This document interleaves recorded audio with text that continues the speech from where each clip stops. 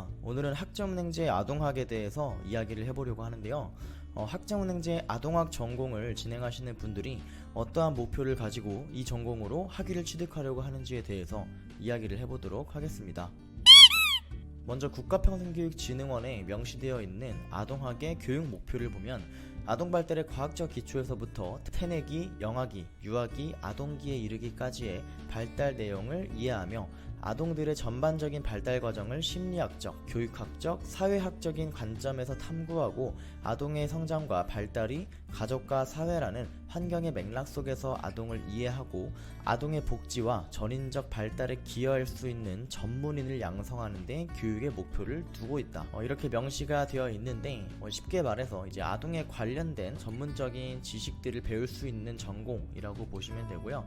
이 학점은행제 아동학이 다른 전공들과 다른 특징을 하나 말씀드리면 전공 필수 핵심제라는 게 있습니다. 예를 들어서 경영학을 취득할 때에는 전공 필수 과목이 총 9과목이기 때문에 9과목에 대한 학점을 모두 충족을 해야 되는데 아동학 같은 경우에는 전공 필수 과목이 총 7과목임에도 불구하고 이 전공 필수 핵심제라는 것이 적용이 되어서 전공 필수 5과목 이상만 이수를 하면 이 전공 필수에 대한 요건이 충족이 되면서 아동학 학위를 취득하는 것이 가능합니다. 그렇기 때문에 전공 필수 과목 중에 보육실습이라는 과목이 있는데 이 과목은 이제 온라인 수업이 아니라 직접 현장에 나아가서 실습 과정을 진행을 해주셔야 됩니다. 그래서 단순히 아동학사 학위가 필요하신 분들은 보육실습 과목을 듣지 않고 나머지 온라인 과목으로만 충족을 해서 학위를 취득하는 게 일반적이라고 보시면 되겠습니다. 자, 그래서 학점은행제 아동학의 활용 방향에 대해서 한번 이야기를 해보자면 크게 세 가지로 나뉘어봤습니다. 먼저 보육교사 자격증을 취득하고자 하는 분들이 진행하는 경우, 그리고 유아교육대학원을 나아가기 위해서 관련 전공인 아동학사 학위를 취득하려고 하는 경우, 마지막으로 청소년 상담사 응시 자격을 갖추기 위해서, 이렇게 크게 세 가지의 활용 방향이 있는데요. 보육교사 자격증을 시작으로 하나하나씩 한번 이야기를 해보도록 하겠습니다. 먼저 보육교사 자격증인데요. 보육교사 자격증을 취득하고자 하는 분들이 학점은행제라는 이 제도를 굉장히 많이 활용을 하는데 보육교사 자격증을 취득하기 위해서는 이론 8과목과 대면 8과목 그리고 실습 1과목으로 총 17과목을 모두 이수를 해야 자격증을 발급받는 게 가능합니다. 여기서 말하는 대면 과목은 이제 과목별로 한 번씩 오프라인 출석, 그러니까 오프라인으로 교육을 받는 그런 과정들이 있습니다. 대면 과목 8과목을 다 듣는다라고 하면 과목당 한 번이니까 총 8번 직접 오프라인으로 나아가서 출석을 해야 돼요. 근데 요즘은 아무래도 시국이 시국인지라 온라인으로 이 오프라인 출석을 대체하는 방향으로 계속 지금 진행이 되고 있습니다. 물론 이 코로나 사태가 점점 나아진다면 다시 오프라인 출석으로 바뀔 것이다 라고 보시면 되겠고요.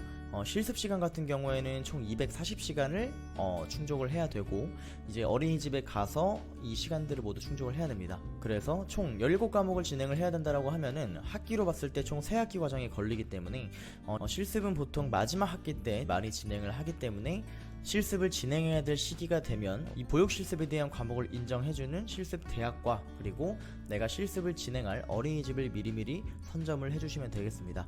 그리고 또 한 가지 말씀을 드리자면 아동 관련 학위가 같이 나와야 이 보육교사 자격증 취득하는 게 가능한데요. 그렇기 때문에 전문대학교 이상 졸업하신 분들은 자격증 관련 17과목을 모두 이수하면 타전공 전문학사로서 아동 관련 학위가 같이 나올 테고 중퇴를 하신 분들이나 고졸 이상이신 분들이라고 하면 학점은행제 과정을 통해서 보육교사 과목들을 이수하는 동시에 아동 관련 학위 취득을 해주셔야 최종적으로 보육교사 자격증이 나온다라고 보시면 되겠습니다. 다음은 유아교육대학원인데요. 이제 교원 자격증, 유치원 전교사 자격증을 취득하기 위해서 교육대학원을 진학하는 게 일반적인데 교육대학원을 진학하기 위해서는 관련 전공으로 4년제 학위가 있어야 됩니다. 그래서 뭐 유아교육학과라든가 아니면 아동학과에 대한 전공으로 4년제 학위가 있어야 지원이 가능하고요.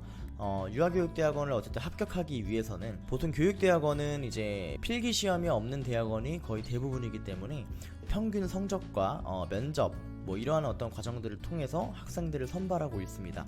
그렇기 때문에 학자운행제 과정으로 아동학을 취득해서 유아교육대학원을 진학하려고 하시는 분들은 이 성적 관리를 다른 분들에 비해서는 훨씬 신경을 많이 써주셔야 되세요.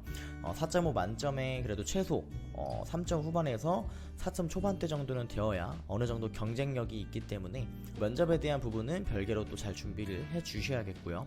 그리고 이제 대학원별로 선의수 과목이라는 게 있습니다. 이게 뭐냐면 교육대학원마다 본인들이 어떤 정해놓은 과목들이 있습니다. 이 과목들을 본인 학교로 진학을 하기 전에 기본적으로 이수를 해 두어야 우리 교대원으로 들어올 수 있다라는 조건들을 설정해 둔 게 있기 때문에 이 부분은 교육대학원별로 선의수 과목에 대한 부분을 체크를 하고 해당 과목들에 맞춰서 커리큘럼을 설계하고 과정 진행을 잘 해주시는 게 중요하다라고 보시면 되겠습니다.